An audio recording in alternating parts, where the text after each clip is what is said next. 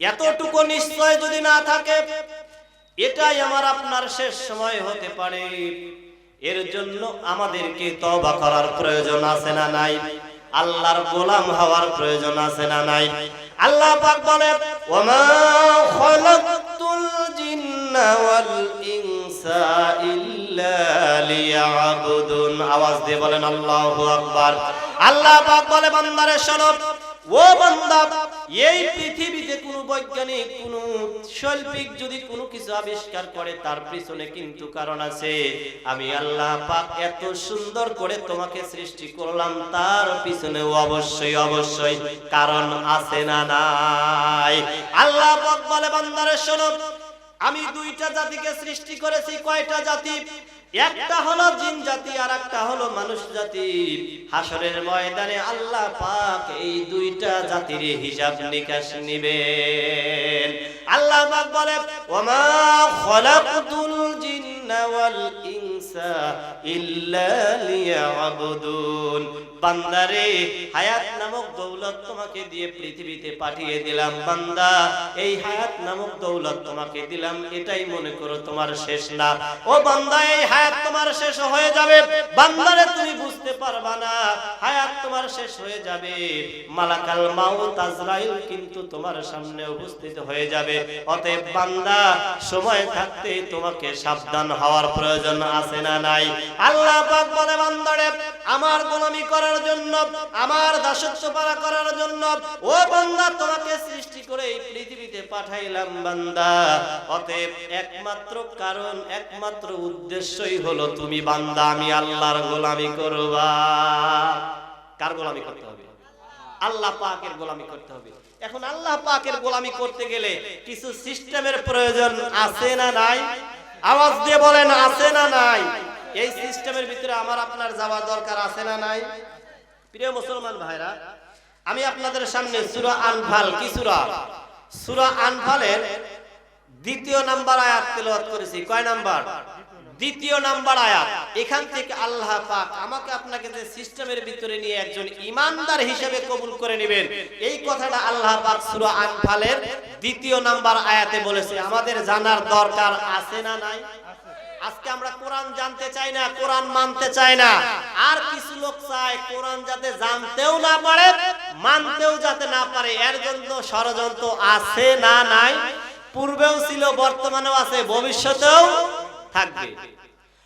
وقال الذين كفروا لا تسمعوا لهذا القرآن। আওয়াজ দিয়ে বলেন আল্লাহু আকবার।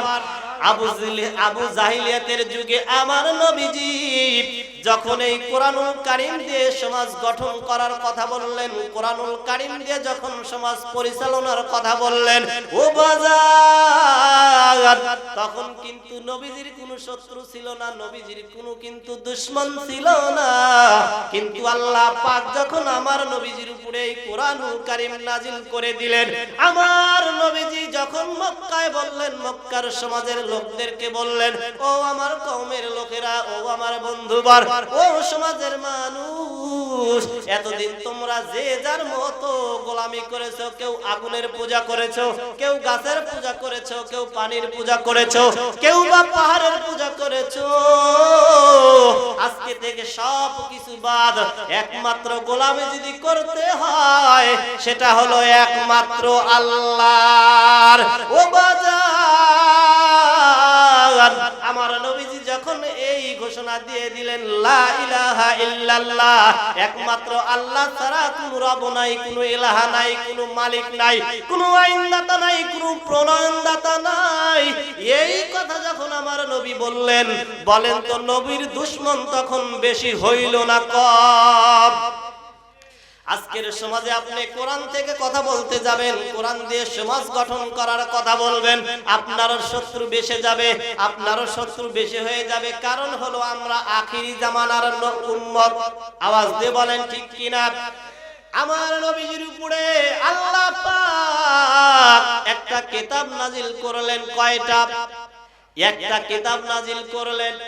আমার নবীজির উপরে কিতাব নাজিল হয়ে গেল। আমার নবীজি যখন এই কিতাব দিয়ে সমাজ গঠনের কথা বললেন, আবু জেহেল বলল, না না, আব্দুল্লাহর বেটা পাগল হয়ে গেছে, কি একটা নতুন ধর্মের কথা বলে। ও মক্কার লোকেরা, আব্দুল্লাহর বেটা মুহাম্মাদের মুখটা যদি বন্ধ না করতে পারো তাহলে তোমাদের ক্ষমতার চেয়ার কিন্তু বেশি দিন থাকবে না। ও বাজান, আমার নবীর কিন্তু কোনো অপরাধ ছিল না, নবীর কিন্তু কোনো অন্যায় ছিল না। একটাই অন্যায়, একটাই অপরাধ, নবী কেন কোরআন দিয়ে সমাজ গঠনের কথা বললেন? আল্লাহ পাক আমার নবীজিকে সান্ত্বনা দিয়ে বললেন, নবীজি, ও নবীজি, চিন্তা করার কোনো কারণ নাই, ভয় করার কোনো কারণ নাই। ও নবীজি, এই পবিত্র কোরআনুল কারীম আমি আল্লাহ পাক আপনার উপরে নাজিল করে দিয়েছি। এই কোরআনুল কারীম হেফাজত করব আমি আল্লাহ। ওরা চায়, মানে তারা চায় আবু জেহেল। আজকে কি বর্তমান সমাজে আবু জেহেল আছে? আজকে কিন্তু আবু জেহেল নাই, কিন্তু আবু জেহেলের উত্তরসূরিরা বর্তমান সমাজে আছে। এরা ছিল, আছে, কিয়ামত পর্যন্ত থাকবে। আওয়াজ দিয়ে বলেন ঠিক কিনা? আল্লাহ পাক বলে, নবীজি, ওরা চায়, তার মানে আবু জেহেলরা চায় কোরআনের আইন যেন সমাজে কায়েম না হয়। এর জন্য তারা নবীকে হত্যা করার মতো পরিকল্পনা করলো। নবীজিকে শিয়াবে আবু তালিবের ভিতরেও কিন্তু 3.5 বছর বন্দী করে রেখেছিল। ছিল কি ছিল না?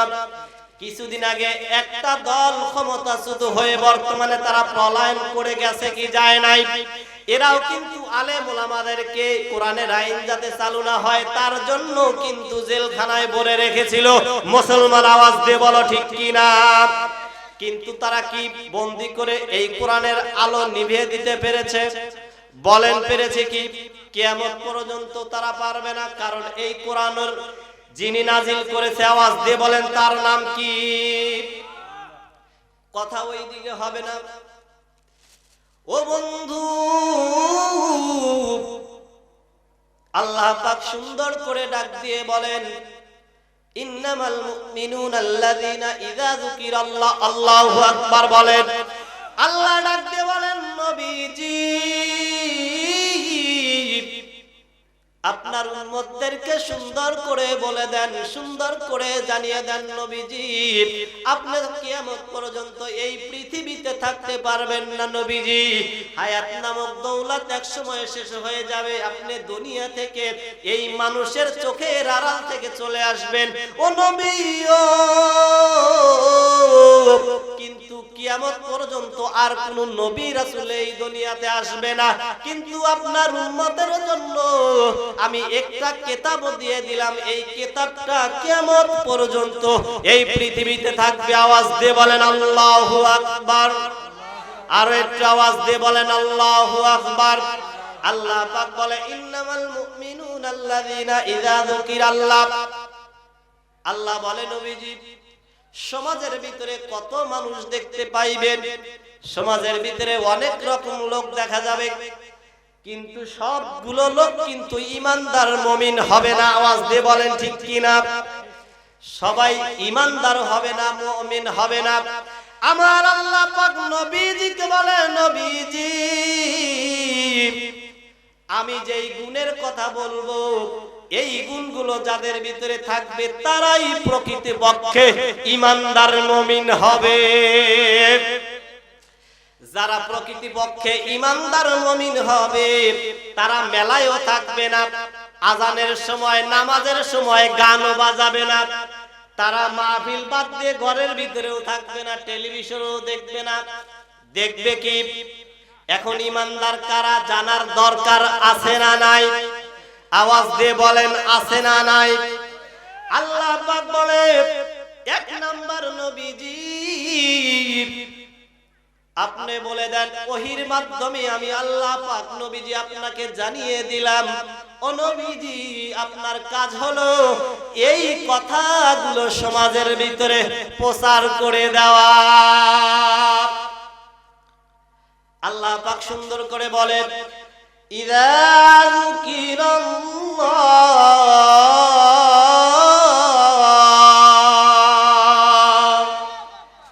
1 নাম্বার আল্লাহর জিকির করা। এক নাম্বার কি? আল্লাহর। এখন যদি জিকির করতে যান, কিছু মানুষ কয় বেচারা হয় পাগল হয়ে গেছে, সকাল সন্ধ্যায় জিকির করে। বলে কি বলে না? বলবেই তো, কারণ জিকির করলে ওর কলিজায় লাগে, কারণ ও তো পুরা কপাল্লা, ও জিকির করতে পারে না। দুই নাম্বার আমার আল্লাহ পাক বলেন ওয়াজিলাত কুলুবুহুম, যখন আল্লাহর গুণগান এই কোরআনুল কারীম দিয়ে কেউ যখন কথা বলে, তার কলিজার ভিতরে আল্লাহ পাকের ভয় সৃষ্টি হয়ে যায়। আল্লাহ পাকের ভয় যদি কলিজার ভিতরে সৃষ্টি হয়, বলেন তো ওই লোক নামাজের সময় গান বাজাইতে পারে কি? ওই লোক এই মাহফিল বাদ দিয়ে মেলায় থাকতে পারে কি? ওই লোক মাহফিল বাদ দিয়ে টেলিভিশনের সামনে থাকতে পারে কি? পারে না, পারে না। আল্লাহ পাক সুন্দর করে বলে, নবীজি এক নাম্বার হলো আমি আল্লাহর জিকির করবে, এবং যখন আমি আল্লাহর নাম তার সামনে উচ্চারিত হবে, তার অন্তরটা আমি আল্লাহর ভয়ে কেঁপে উঠবে। তার মানে আমার বিশ্বাস, আল্লাহকে দেখে আমরা ভয় করি বলেই মাহফিলে আসতে পেরেছি, ঠিক কিনা? দুই নাম্বার হলো ওয়াইযা তুলিয়াত আলাইহিম আয়াতুহু সাদাতহুম ঈমানাও ওয়া আলা রাব্বিহিম ইয়াতাওয়াক্কালুন।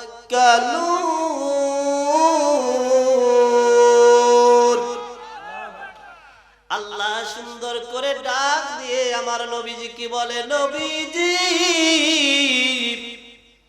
এক নাম্বার আমি আল্লাহর জিকির করবে, আমি আল্লাহর নাম যেখানে উচ্চারণ হবে, ইমানদার বলে যদি বান্দা প্রমাণ দিতে চায়, পরিচয় দিতে চায়, বান্দার কলিজার ভিতরে আমি আল্লাহর ভয় থাকবে। ও নবীজি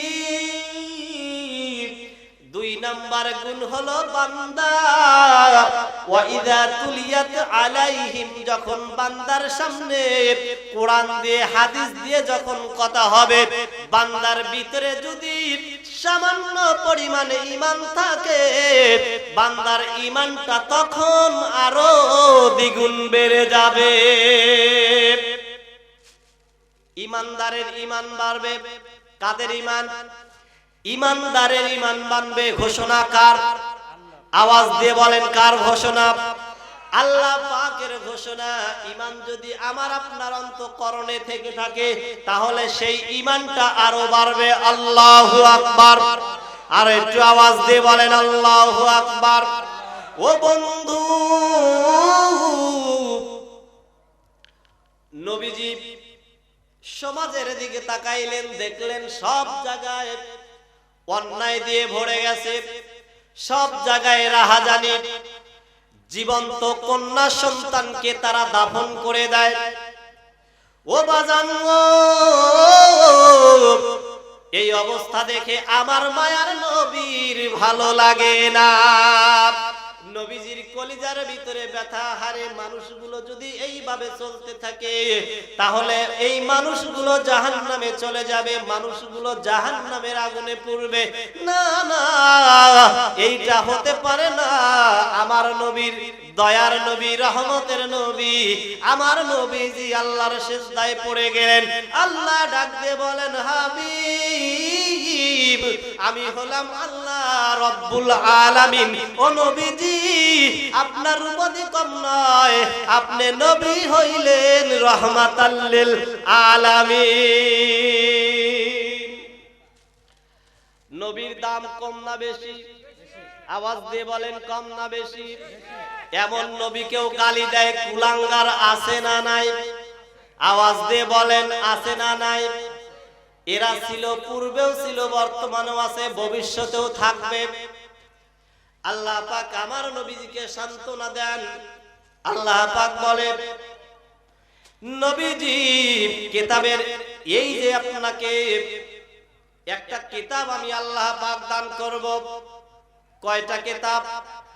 একটা কিতাব দান করব আল্লাহ পাক সুন্দর করে আমার নবীজির উপরে ওহীর মাধ্যমে নবীজিকে জানিয়ে দিলেন, কিতাবুন আনসালনাহু ইলাইকা লিতুখরিজান নাসা মিনাজ-যুলুমাতি ইলান নূর। আল্লাহ পাক নবীজিকে সান্ত্বনা দিয়ে বলেন, নবীজি আমি আপনার উপরে একটা কিতাব নাজিল করে দিলাম। ও নবীজি, এই কিতাব যদি মক্কার লোকেরা ধরতে পারে, যদি পড়তে পারে, যদি মানতে পারে, ও নবী আমি আল্লাহ পাক ওয়াদা করলাম, ঘোষণা করলাম, এই মানুষদেরকে অন্ধকার থেকে আমি আল্লাহ পাক আলোর পথে নিয়ে আসব। আওয়াজ দিয়ে বলেন সুবহানাল্লাহ। আরো একটু আওয়াজ করে বলা যাবে কিনা সুবহানাল্লাহ। আশায় আছি দুই নয়নে তোমায় দেখিব, দেখিতে পারিলে নবী কেমন সইব। আওয়াজ দিয়ে বলেন, আশায় আছি দুই নয়নে তোমায় দেখিব, দেখিতে পারিলে নবী কেমন সইব।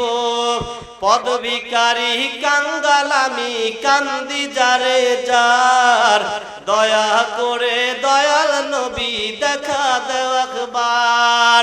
তোমার লাগি কান্দে আমার দুই নয়নে রাখিও নবীজি, স্বপ্ন যোগে দেখা দেও একবার। ও নবীজি স্বপ্ন যোগে দেখা দেও একবার। আওয়াজ দিয়ে বলা যাবে কিনা মারহাবা। আমার বন্ধুগণ, এই কোরআন যদি আমি আপনি মানতে পারি তাহলে আল্লাহ পাক জান্নাতি করে দিবেন। ওয়াদাটা কার? আওয়াজ দিয়ে বলেন ওয়াদা কার? আজকে এই যে মহাপবিত্র উরুস শরীফের আয়োজন করা হয়েছে, ভালো না খারাপ এটা নিয়েও কিন্তু সমালোচনা আছে না নাই? এইখানে আজকে লোক সংখ্যা কম। যদি কোনো এলাকা থেকে উল্লাপাড়া কিংবা সিরাজগঞ্জ কিংবা ঢাকা থেকে যদি কোনো শিল্পী আনা যাইতো, লোক কম হইতো না বেশি হইতো? আওয়াজ দিয়ে বলেন, কম হইতো না বেশি হইতো? হয়তো ওই জায়গায় লোক বেশি হইতো, কিন্তু ওই জায়গায় জান্নাতি একজনও খুঁজে পাওয়া যাইতো না। আজকে এখানে লোক কম, কিন্তু যারা আছে তারা সবাই আল্লাহর জান্নাতি। এই জায়গার চতুর্দিকে আল্লাহর রহমতের ফেরেশতারা আছে না নাই? আওয়াজ দিয়ে বলেন আছে না নাই? তাহলে এমন একটা আয়োজন করলেন, এখানে আল্লাহর রহমতের ফেরেশতারা আছে, আর গানের আয়োজন যদি আপনি করেন সেখানে কি আল্লাহর রহমতের ফেরেশতা থাকবে? আওয়াজ দিয়ে বলেন থাকবে? থাকবে না। কিন্তু এই জন্য এই রকম আয়োজন প্রত্যেক বছরই হয়, প্রয়োজন আছে না নাই? আওয়াজ দিয়ে বলেন প্রয়োজন আছে না নাই? ও বাজার, আল্লাহ পাক বললেন, নবীজি ইমানদার যদি আপনার উম্মত হয় তাহলে সর্বপ্রথম গুণ হলো কয়টা? আওয়াজ দিয়ে বলেন কয়টা? সর্বপ্রথম গুণ থাকা লাগবে দুইটা। এক নাম্বার গুণ হলো আল্লাহর ভয়ে অন্তর কাঁপতে হবে।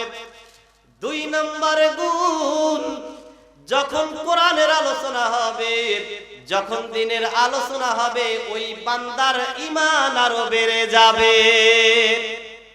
কি হয়ে যাবে? বান্দার ঈমান আরো বেড়ে যাবে। কয়টা গুণের কথা আল্লাহ পাক বললেন? এই দুইটা গুণ দেই আমি আর কিছু সময় আলোচনা করব ইনশাআল্লাহ। আমার বন্ধুগণ, কথা কি বুঝতে পারতেছেন? কোনো সমস্যা হইতেছে না তো? কয়টা গুণের কথা বলছেন আল্লাহ পাক? কয়টা গুণ? এই দুইটা গুণ যদি আমার আপনার ভিতরে থাকে তাহলে আল্লাহ পাক আমাকে আপনাকে পূর্ণ হেদায়েত দিয়ে আল্লাহর ওলি হিসেবে গ্রহণ করতে পারেন কি পারেন?